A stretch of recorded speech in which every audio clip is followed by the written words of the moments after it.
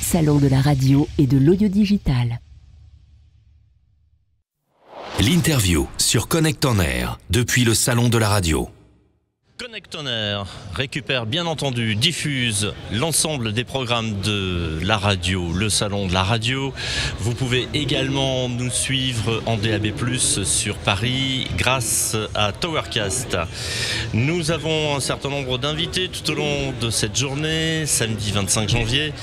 Et nous recevons un représentant d'une radio de la Côte d'Ivoire. Il s'agit de Papou Kader. Bonjour Papou, merci d'être venu cet après-midi avec nous. Merci, bonjour. Vous êtes directeur d'une radio en Côte d'Ivoire. Chef de département de Radio Bouaké, voilà, chef de département de Radio Bouaké, de RTI. Alors RTI, la radio télévision ivoirienne. Voilà. C'est ça. C'est ça, oui, c'est exact. Il faut dire que Radio Bouaké est situé à 290 km d'Abidjan, à Bouaké précisément, qui est la deuxième capitale de Côte d'Ivoire. Radio Bouaké est une radio étatique qui a son programme, qui a ses animateurs, et qui a une grille et qui est dirigée par un animateur des programmes, qui est aujourd'hui chef de département que je suis, Papou Kader.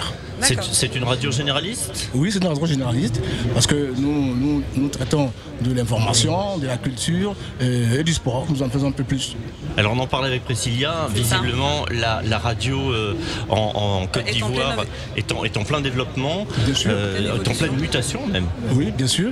Et il faut dire que c'est vrai qu'au départ, moi, avant que je ne sois affecté à Radio Bouaké, j'étais d'abord sur Fréquence 2, qui a vu le jour le 11 novembre 1991 à Abidjan.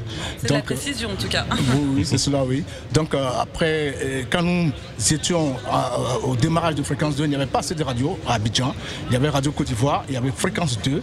Donc quelques années après, il y a eu une véritable floraison des radios, en tout cas dans les paysages audiovisuels. Ce qui fait qu'aujourd'hui à Abidjan, on trouve plus d'une dizaine de radios. African Radio notamment. Oui. African Radio qui vient d'arriver en Côte d'Ivoire depuis quelques mois. C'est cela. Voilà, vous avez des radios privées et des radios de proximité. Il y a des radios communales aussi, dans les différentes communes d'Abidjan. D'accord, c'est quoi la différence entre une radio de proximité et une radio communale ? Bon, c'est parce que ces radios n'ont pas les mêmes cahiers de charges. Parce que les radios communales sont souvent gérées par les mairies et autres. Les radios de proximité sont gérées par des individus, par des personnes qui ont peut-être, la chance d'avoir l'agrément pour pouvoir s'installer, pour installer la radio à leur propre compte. Vous vivez de la publicité ? Oui, nous faisons de la publicité, mais tout ça c'est géré par une cellule publicitaire. Parce que nous, comme je l'ai dit, régie ? Oui, il y a une régie qui est là, qui gère tout. Et des subventions d'État, j'imagine ? Oui, parce que c'est une radio de l'État, parce que nous on ne peut pas faire ce qu'on veut. Parce que tout est départementé. Voilà, parce que là, on a déjà les départements radio, mais il y a la cellule, il y a la régie publicitaire. Moi, je ne peux pas me permettre de signer une publicité qui doit passer à l'antenne sans avoir contacté le chef du service publicité. C'est comme ça que nous travaillons. Et les radios vont être amenées à évoluer encore. Il y a de nouvelles radios qui vont arriver, qui vont émerger sur le marché. Oui, mais ça c'est tous les jours. Ça c'est tous les jours. Même ça se professionnalise.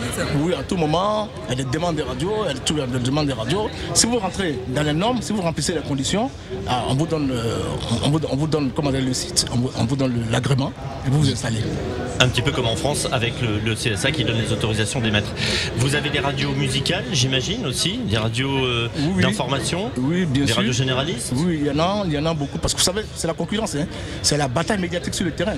Chacun s'occupe de sa radio. Moi, par exemple, quand je sors le matin, quand je viens dans mon bureau, quand je fais le tour des radios, après, je suis focalisé sur ma radio pour voir ce qui se passe, ce qui n'est pas bon, ce qu'il y a à faire, ce qu'il y a à revoir.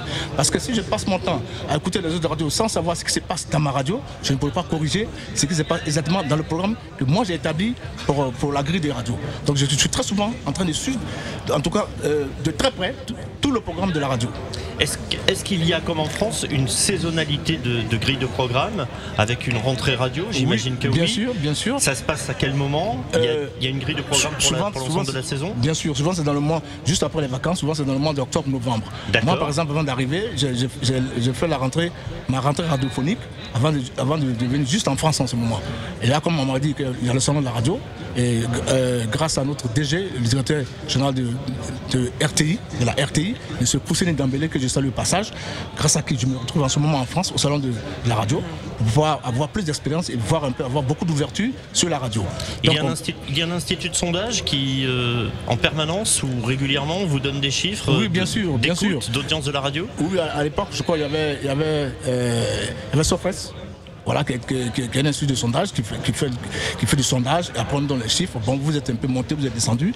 À vous maintenant de revoir, de recorriger. Voilà, et puis ne pas vraiment tomber dans l'abîme. Et combien d'émissions produisez-vous? Bon, moi par exemple, quand je prends ma grille de programmes, j'ai les bassins du matin, les bassins de l'après-midi et les bassins du soir. Les bassins du matin, ce sont les matinales. Vous avez par exemple des sujets à traiter le matin. L'animateur, il a l'antenne, il a un sujet et il a un chroniqueur avec lui. Et le sujet, il le met à la portée des auditeurs. Les auditeurs interviennent, ils lancent le sujet. Les gens interviennent par téléphone pour donner leur avis là-dessus. Et il y a un chroniqueur qui va à fond, qui explique. C'est faux, c'est vrai, il dirige avec l'animateur central. Alors sur Radio Boisquet, vous intervenez sur des sujets de société, de l'information générale, du sport, il y a des émissions thématiques? Bien sûr, il y a des émissions thématiques telles que Zouglou-Tiquement. Vous savez que vous connaissez bien le Zouglou qui est une culture de la Côte d'Ivoire.